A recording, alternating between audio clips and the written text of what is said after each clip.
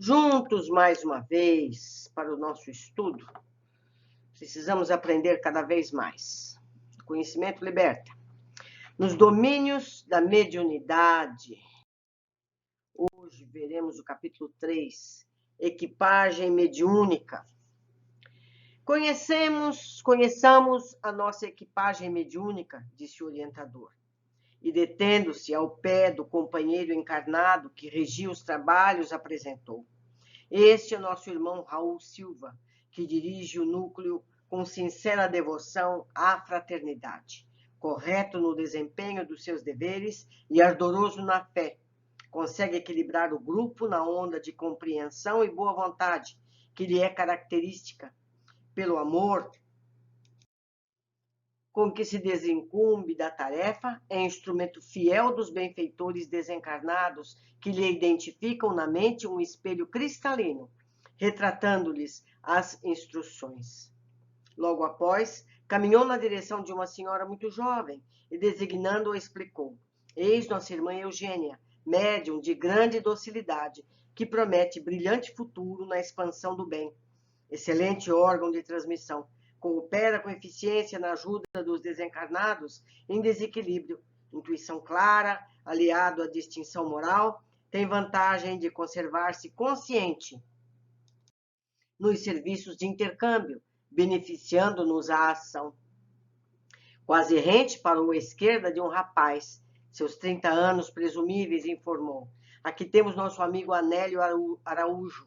Vem conquistando gradativo progresso na clarevidência, na clareaudiência e na psicografia. Em seguida, beirou-se de um cavalheiro simpático e notificou: este é o nosso colaborador Antônio Castro, moço bem intencionado, senhor de valiosas possibilidades em nossa atividade de permuta. Sonâmbulo, no entanto, é de uma passividade que nos requer grande vigilância. Desdobra-se com facilidade, levando a efeito preciosas tarefas de cooperação conosco, mas ainda necessita de maiores estudos e mais amplas experiências para expressar-se com segurança acerca das próprias observações. Por vezes, comporta-se fora da matéria densa à maneira de uma criança, comprometendo-nos à ação. Quando empresta o veículo a entidades dementes ou sofredoras, reclama-nos cautela, porquanto quase sempre deixa o corpo à mercê dos comunicantes, quando lhe compete o dever de ajudar-nos na contenção deles, a fim de que o nosso tentame de fraternidade não lhe traga prejuízo à organização física. Será, porém, valioso auxiliar em nossos estudos. Movimentando-se algo mais, o assistente estacou diante de respeitável senhora, que se mantinha em fervorosa prece, e exclamou: apresento-lhes agora nossa irmã Celina, devotada companheira de nosso ministério espiritual. Já atravessou meio século de existência física, conquistando significativas vitórias em suas batalhas morais. Viúva há quase 20 anos, dedicou-se aos filhos com admirável denodo, varando estradas espinhosas e dias escuros de renunciação. Suportou heroicamente o assédio de compactas legiões de ignorância e miséria que lhe rodeavam o esposo, com quem se consorciara em tarefa de sacrifício. Conheceu de perto a perseguição de gênios infernais, a que não se rendeu, e lutando por muitos anos para atender de modo irrepreensível às obrigações que o mundo lhe assinalava, acrisolou as faculdades medianímicas, aperfeiçoando-as nas chamas do sofrimento moral, como se aprimoram as peças de ferro sob a ação do fogo e da bigorna. Ela não é simples instrumento de fenômenos psíquicos, é abnegada servidora na construção de valores do espírito, a clarividência, a clareaudiência, a incorporação sonambúlica e o desdobramento da personalidade são estados em que ingressa na mesma espontaneidade com que respira, guardando noção de suas responsabilidades e representando, por isso, valiosa colaboradora de nossas realizações. Diligente e humilde, encontrou na plantação do amor fraterno a sua maior alegria e, repartindo o tempo entre as obrigações e os estudos edificantes, transformou-se num acumulador espiritual de energias benéficas, assimilando elevadas correntes mentais com que se faz menos acessível às forças da sombra. Realmente, ao lado da irmã sob nossa vista, fluímos deliciosa sensação de paz e reconforto. Provavelmente, fascinado pela onda de alegria indefinível em que nos banhávamos, Hilário indagou: se extraíssemos agora uma ficha psicoscópica de Dona Celina, a posição dela, como estamos registrando, seria devidamente caracterizada? Perfeitamente, elucidou Aulus de pronto. Assinar-lhe-ia as emanações fluídicas de bondade e compreensão, fé e bom ânimo, assim como a ciência na Terra consegue catalogar os elementos químicos que entram nas formações da matéria densa. Em nosso campo de matéria rarefeita, é possível analisar o tipo de forças sutis que dinamam de cada ser. Mais tarde, o homem poderá examinar uma emissão de otimismo ou de confiança, de tristeza ou desesperação, e fixar-lhe as densidades e os limites, como já pode separar e estudar as radiações do átomo, de urânio. Os princípios mentais são mensuráveis e merecerão no porvir excepcionais atenções entre os homens, qual acontece na atualidade com os fotônios, estudados pelos cientistas que se empenham em decifrar a constituição específica da luz. Depois de ligeiro intervalo, o assistente aduziu: uma ficha psicoscópica, sobretudo, determina a natureza de nossos pensamentos e, através de semelhantes auscultação, é fácil ajuizar dos nossos méritos ou das nossas necessidades. Logo após, nosso orientador convocou-nos a exame detido junto ao campo encefálico da irmã Celina, acentuando: em todos os processos medianímicos, não podemos esquecer a máquina cerebral como órgão de manifestação da mente. De certo, já possuem conhecimentos adequados em torno do aparelhamento orgânico, dispensando-nos a atenção em particularidades técnicas sobre o vaso carnal. E afagando-lhe a cabeça pintalgada de cabelos brancos, acrescentou: bastar-nos-á sucinto exame da vida intracraniana, onde estão assentadas as chaves de comunicação entre o mundo mental e o mundo físico, centralizando a atenção através de pequenina lente que Aulus nos estendeu. O cérebro de nossa amiga pareceu-nos poderosa estação radiofônica, reunindo milhares de antenas e condutos a resistências e ligações de tamanhos microscópicos à disposição das células especializadas em serviços diversos, a funcionarem como detetores de estimulantes, transformadores e ampliadores da sensação e da ideia, cujas vibrações fulguravam aí dentro como raios incessantes, iluminando um firmamento minúsculo. O assistente observou conosco aquele precioso labirinto em que a epífise brilhava como pequenino sol azul e falou: não nos convém relacionar minudências relativas ao cérebro e ao sistema nervoso em geral, com os quais se encontram vocês familiarizados nos conhecimentos humanos comuns. Nesse instante, reparei admirado os feixes de associação entre as células corticais, vibrando com a passagem do fluxo magnético do pensamento. Recordemos, prosseguiu o instrutor, que o delicado aparelho encefálico reúne milhões de células que desempenham funções particulares, quais sejam as dos trabalhadores em fila hierárquica, na harmoniosa estrutura de um Estado, e enumerando determinadas regiões, trecho a trecho, daquele prodigioso reino pensante, declarou: não precisaremos alongar digressões.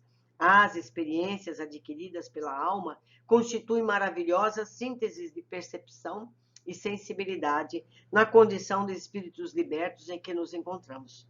Mas especificam-se no equipamento de matéria densa como núcleos de controle das manifestações da individualidade perfeitamente analisáveis, e assim que a alma encarnada possui no cérebro físico os centros especiais que governam a cabeça, o rosto, os olhos, os ouvidos e os membros, em conjunto com os centros da fala, da linguagem, da visão, da audição, da memória, da escrita, do paladar, da deglutição, do tato, do olfato, do registro de calor, frio, da dor, do equilíbrio muscular, da comunhão dos valores internos da mente, da ligação com o mundo exterior, da imaginação, do gosto estético, dos variados estímulos artísticos e tantos outros quantas sejam as aquisições de experiência entesouradas pelo ser que conquista a própria individualidade, passo a passo, esforço a esforço, enaltecendo-a pelo trabalho constante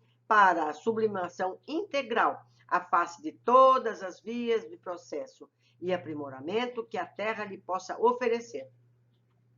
Breve pausa surgiu espontânea. E porque Hilário e eu não ousássemos interferir, o assistente continuou. Não podemos realizar qualquer estudo de faculdades medianímicas sem o estudo da personalidade. Considero, assim, que de extrema importância a apreciação dos centros cerebrais que representam bases de operação do pensamento e da vontade que influem de modo compreensível em todos os fenômenos mediúnicos, desde a intuição pura à materialização objetiva. Esses recursos, que merecem a defesa e o auxílio das entidades sábias e benevolentes em suas tarefas de amor e sacrifício junto dos homens, quando os medianeiros se sustentam no ideal superior da bondade e do serviço ao próximo, em muitas ocasiões podem ser ocupados por entidades inferiores ou animalizadas em lastimáveis processos de obsessão. Mas, interpôs Hilário judicioso, diante de um campo cerebral tão iluminado quanto o de nossa irmã Celina, será lícito aceitar a possibilidade de invasão dele por parte de inteligências menos envolvidas? Será cabível semelhante retrocesso? Não podemos olvidar, considerou o assistente, que Celina se encontra encarnada numa prova de longo curso e que nos encargos de aprendiz ainda se encontra muito longe de terminar a lição. Meditou um momento e filosofou bem-humorado. Numa viagem de 100 léguas, podem ocorrer muitas surpresas no derradeiro quilômetro do caminho. Logo após, colocando a destra paternal sobre a fronte da médium, prosseguiu. Nossa irmã vem atravessando os seus testemunhos de boa vontade, fé viva, caridade e paciência. Tanto quanto nós, ainda não possui plena quitação com o passado. Somos vasta legião de combatentes em vias de vencer os inimigos que nos povoam a fortaleza íntima ou o mundo de nós mesmos, inimigos simbolizados em nossos velhos hábitos de convívio com a natureza inferior, a nos colocarem em sintonia com os habitantes das sombras, evidentemente perigosos ao nosso equilíbrio. Se nossa amiga Celina, quanto qualquer um de nós, abandonar a disciplina a que somos constrangidos a manter, para manter a boa forma na recepção da luz, rendendo-se às sugestões da vaidade, do desânimo, que costumamos fantasiar como sendo direitos adquiridos ou injustificável desencanto, de certo sofrerá o assédio de elementos destrutivos que lhe perturbarão a nobre experiência atual de subida. Muitos médios se arrojam a prejuízos dessa ordem. Depois de ensaios promissores, começo brilhante, acreditam-se donos de recursos espirituais que lhes não pertencem, ou temem as aflições prolongadas da marcha e recolhem-se à inutilidade, descendo de nível moral ou aconchegando-se a improdutível repouso, porquanto retomam inevitavelmente a cultura dos impulsos primitivos que o trabalho incessante no bem os induziria a olvidar. E sorrindo, ainda não chegamos à vitória suprema sobre nós mesmos. Achamo-nos na condição de solo terrestre, que não prescinde do arado protetor ou da enxada prestimosa, a fim de produzir, sem os instrumentos do trabalho e da luta, aperfeiçoando-os a possibilidade, estaríamos permanentemente ameaçados pela erva daninha, que mais se alastra e se afirma, tanto quanto melhor é a qualidade no trato da terra em abandono. Fitando-nos de frente, como a recordar o peso das responsabilidades de que nos investíamos, completou. Nossas realizações espirituais no presente são pequeninas réstias de claridade sobre as pirâmides de sombra do nosso passado.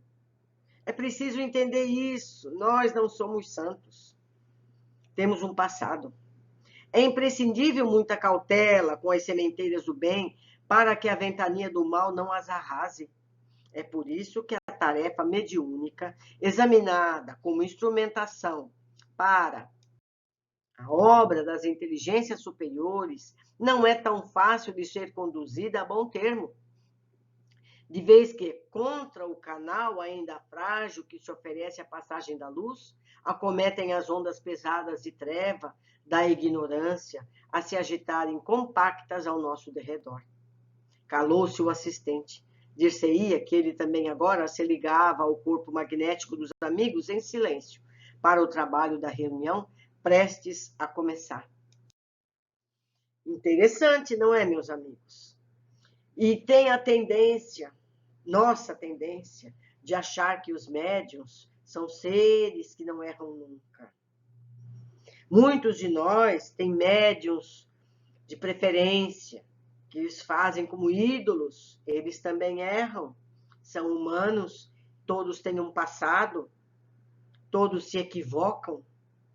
Muitas pessoas têm certos médiuns como pessoas infalíveis, como deuses, porque fulano falou, o mundo parou. Não é assim, não.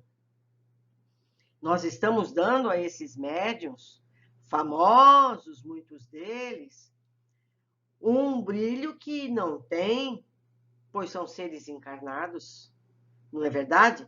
Então, antes da gente aplaudir, antes de ouvir, vamos nos lembrar disso. Todos somos seres humanos em processo de ajustamento, de correção, certo? Mas vamos às observações. Aulus descreve os médiuns, e entre eles Antônio Castro, com várias competências mediúnicas, porém, por vezes, comporta-se fora da matéria densa à maneira de uma criança, comprometendo-nos à ação. Quase sempre deixa o corpo à mercê dos comunicantes, quando lhe compete o dever de ajudar-nos na contenção deles. É preciso esforço por amadurecer psicológica e espiritualmente, não é? Em seguida, Aulus descreve Celina, médium exemplar em todos os sentidos, rematando as qualidades. Diligente e humilde, encontrou na plantação do amor fraterno a sua maior alegria, e repartindo o tempo entre as obrigações e os estudos edificantes, transformou-se num acumulador espiritual de energias benéficas, assimilando elevadas correntes mentais com que se faz menos acessível às forças da sombra.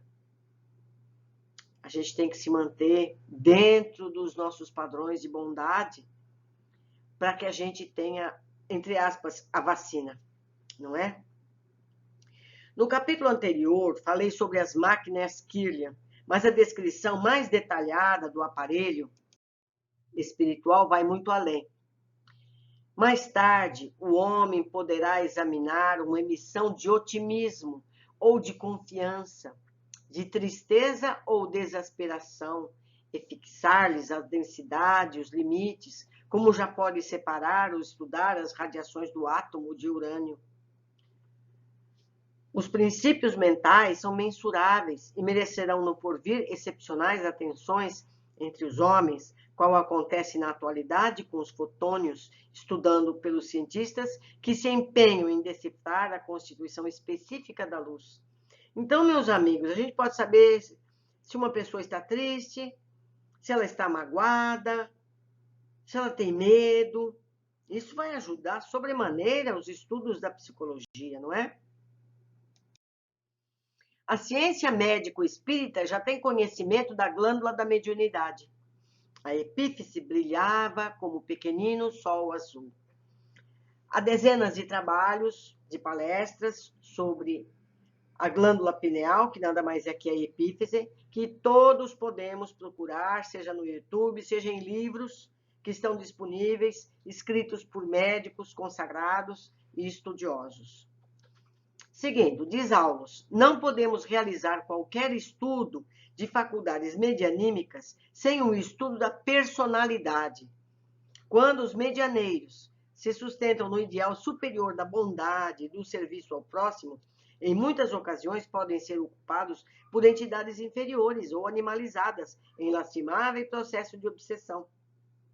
Médiuns de bom caráter e bondade fraterna são os mais resistentes aos espíritos ignorantes, que eventualmente precisam comunicar-se mediunamente. Ou seja, essas pessoas boas, fraternas, elas podem receber esses espíritos em sofrimento com menos risco de serem contaminadas, entre aspas, por essas vibrações.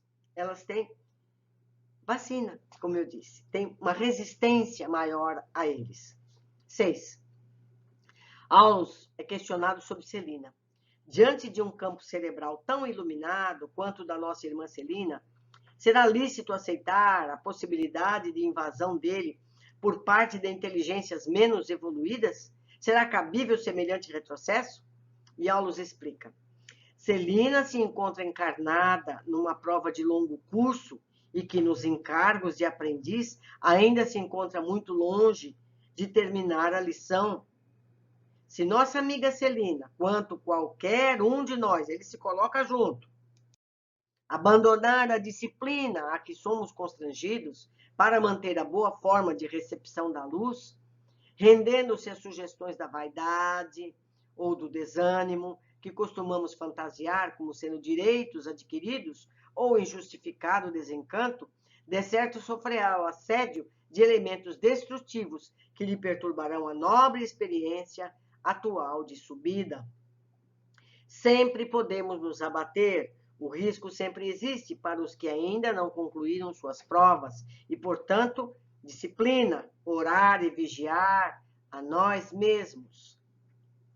E nós, por exemplo, quando nós elogiamos excessivamente um médium, entre aspas, famoso, reconhecido, nós estamos possibilitando uma vaidade que pode derrubar esse médium. Portanto, devemos tratar com fraternidade, com carinho, mas não exaltá-los, porque isso pode ser um presente maléfico para eles. Deixo aqui meu e-mail, meu Facebook, para que vocês façam contato, possam me ajudar no entendimento dessas lições. Juntos nós podemos mais. Um abraço carinhoso a todos e espero no próximo capítulo.